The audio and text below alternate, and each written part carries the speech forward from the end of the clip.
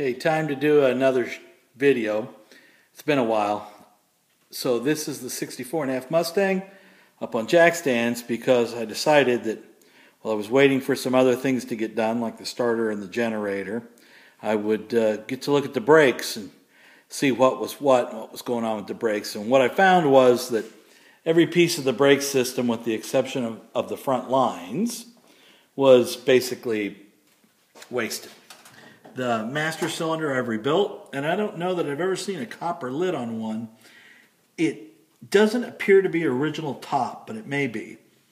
But I don't know. Maybe you guys who are more adept at this can tell me. Sorry I don't have a flashlight or something to shine on it, but it's got a copper lid.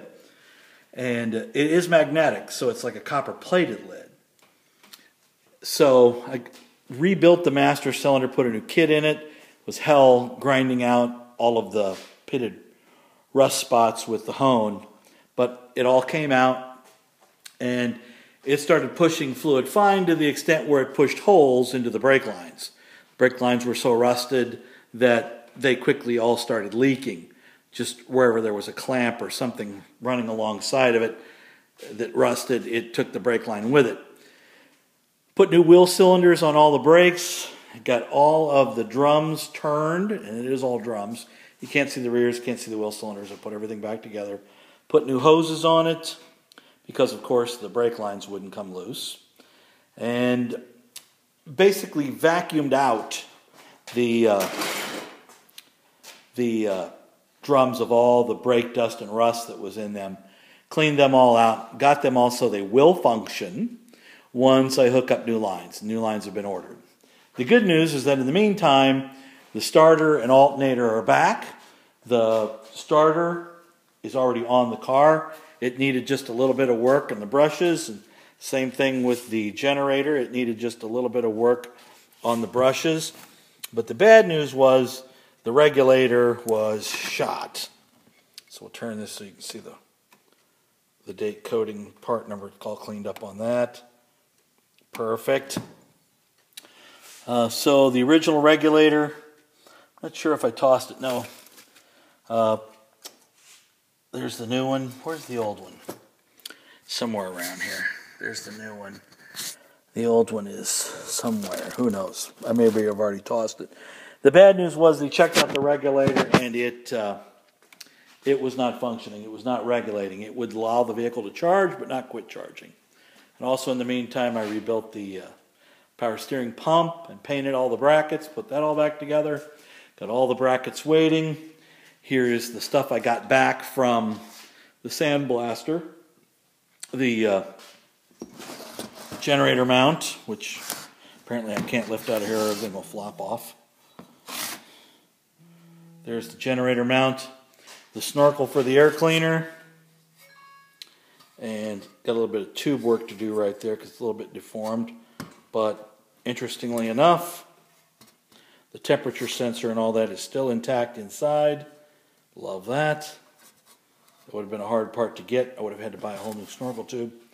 This one appears to be laid to waste. The mounting bolt, which is right there, is rusted. And then the bottom tray has got holes in it as well.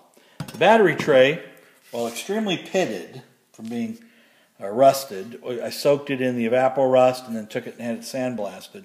It was so grungy.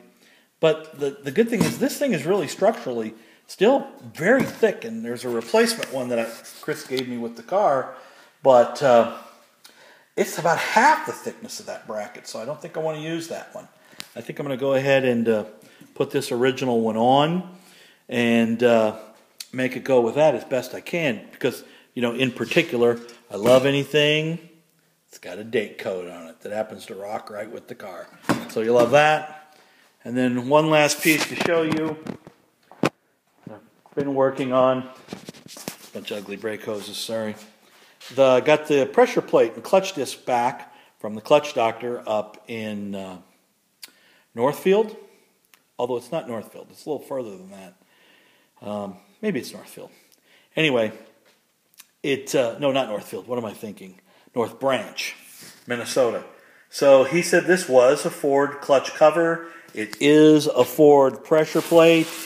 I don't know if you can see it or not, but there is the date coding, the date stamps on everything.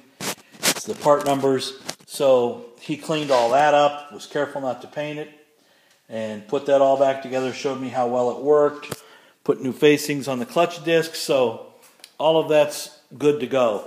So I've got a lot of parts now. I'm actually behind instead of being ahead. I've ordered the brake lines and the fuel line, because of course the fuel line didn't look any better than the brake lines. Managed to get all the retaining clips that hold the brake line onto the car loose. Did not take it down because I want to use them as a reference when I go to put the new line on. And once that's done and I get the master cylinder bled and hooked up to the new lines, and the new lines hooked up to the new hoses, and the new hoses hooked up to the new masters, the wheel cylinders, get the brakes working, get all of this sheet metal on the car, the generator on, the starters on, get a solenoid, get a battery, put this thing in time and try to fire it. And that's pretty exciting. I do not have a radiator. I got to get one of those, but they have them at the Napa. But I don't know if I'm going to do that. I just don't know what to do.